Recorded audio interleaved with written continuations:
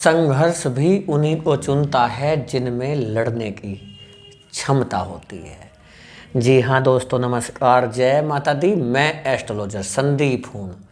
आप सभी का एक बार फिर से बहुत बहुत स्वागत करता हूँ आपके अपने YouTube चैनल मीन राशि चैनल में, और आशा करता हूँ कि आप सब कुशल मंगल होंगे। महादेव जी की कृपा हमेशा आप सभी के ऊपर बनी रहे। दोस्तों, जैसा कि आज आपने थंबनेल पर भी देख लिया, टाइटल में भी आज हमने लिखा है कि मीन राशि वालों, जनवरी के अंत में होगा बहुत बड़ा यू टर्न।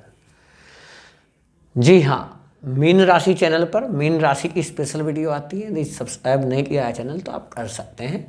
यदि हमारा समझाने का तरीका अच्छा लगे, समझ में आए और सार्थक लगे तो कमेंट में भी ज़रूर बताइएगा कि वीडियो आपको कैसा लगा।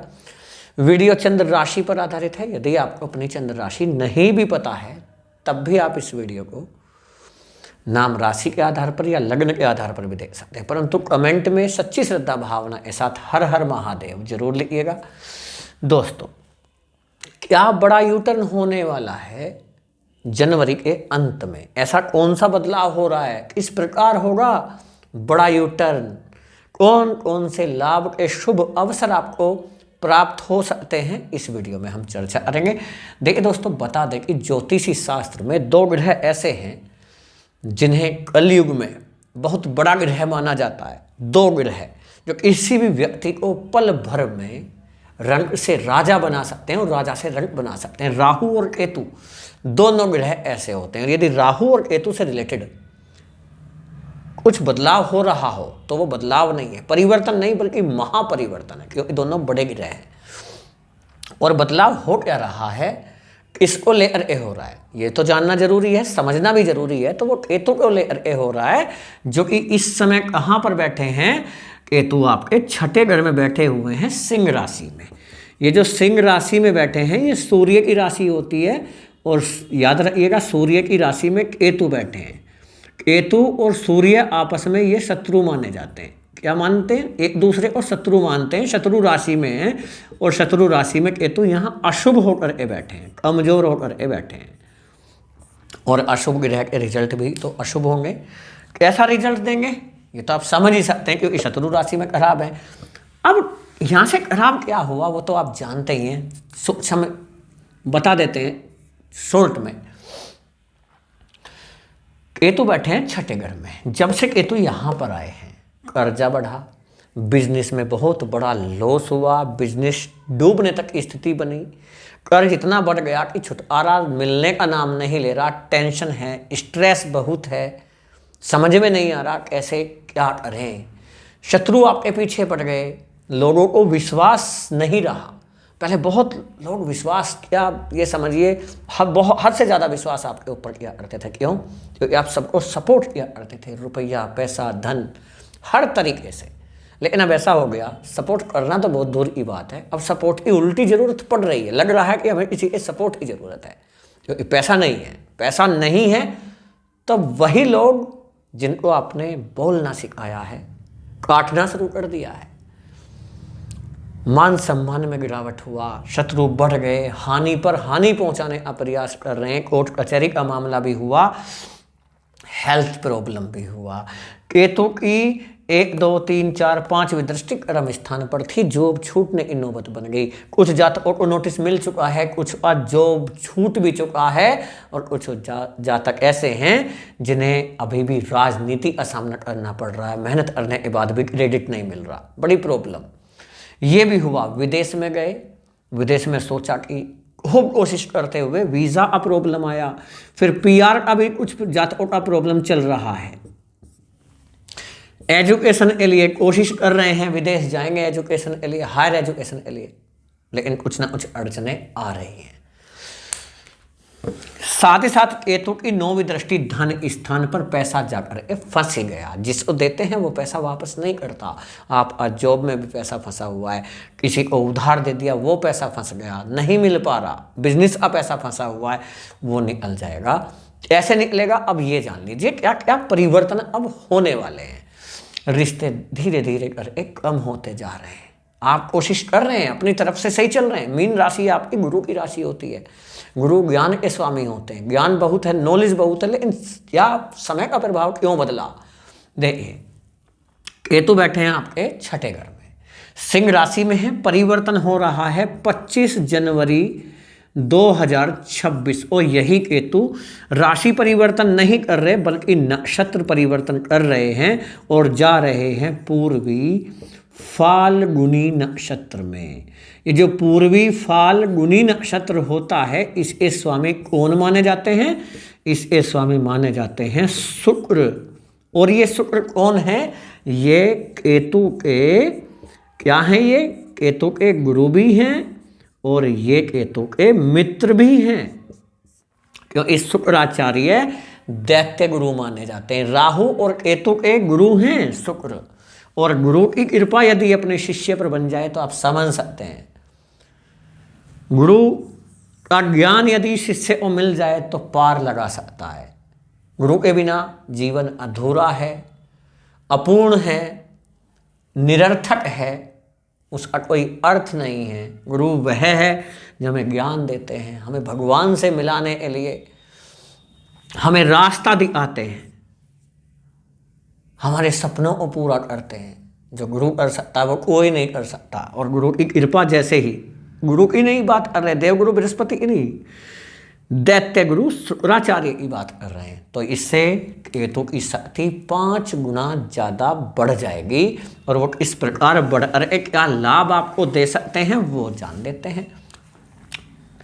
लेकिन याद रखिएगा, वीडियो जो ये है आप चार्ट देख रहे हैं, ये ग्रह गोचर के आधार पर वर्तमान समय को दर्शाता है कि वर्तमान में ग्रहों की क्या पोजीशन है। ये पूर्ण विश्लेषण तो नहीं है, पूर्ण विश्लेषण खुद की जन्म कुंडली का माना जाता है, क्योंकि वो हमारी होती है, अपनी होती है, और अपनी जन्म कुंडली का पूर्ण प्रभाव हमारे ऊपर पड़ता है, अपनी का पड़ता है, और 90 से 95% देखने को मिलता है इसका प्रभाव। यदि आपके जीवन में समस्याएं बहुत ज़्यादा चल रही हैं तो किसी भी अच्छे एस्ट्रोलॉजर से अपनी जन्म कुंडली का विश्लेषण जरूर कराइएगा, फुल विश्लेषण कराइएगा। किसी से भी करा सकते हैं, और यदि हमसे कराना चाहते हैं तो हमारे व्हाट्सएप नंबर पर मैसेज करके आप अपॉइंटमेंट ले सकते हैं। उसके लिए व्हाट्सएप पर जा रहे सबसे पहले आपको पेमेंट करना होगा, फीस जमा करने के बाद ही अपॉइंटमेंट मिलेगा। और आपसे हाथ जोड़ करके विनती करते हैं कि अपॉइंटमेंट लेने के लिए व्हाट्सएप पर मैसेज करके ही अपॉइंटमेंट लीजिएगा, कॉल ना करें। ये रिक्वेस्ट है आपसे। व्हाट्सएप नंबर डिस्क्रिप्शन बॉक्स में है। दोस्तों, अब देख लेते हैं कि केतु आपके 6th हाउस में बैठ रहे क्या दे रहे हैं। सबसे पहले तो कर्ज से राहत मिलेगी, कर्ज कम कर देंगे,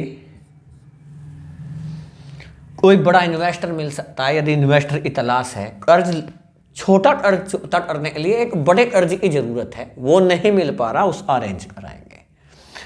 टाइम मिल जाएगा आपको। कोर्ट कचहरी का मामला है वो आपके पक्ष में चला जाएगा। यदि कोई शत्रु आपका परेशान कर रहा है, झूठे मुकदमे में या केस में फंसाया गया, उससे बाहर निकलेंगे। हेल्थ प्रॉब्लम चल रहा था लंबे समय में, उसमें राहत देखने को मिलेगा। 1 2 3 4 5 केतु की 5वीं दृष्टि आपके कर्म स्थान पर जाएगा। यदि आपको जॉब की तलाश है, जॉब नहीं मिल रहा, जॉब की तलाश पूरी होगी।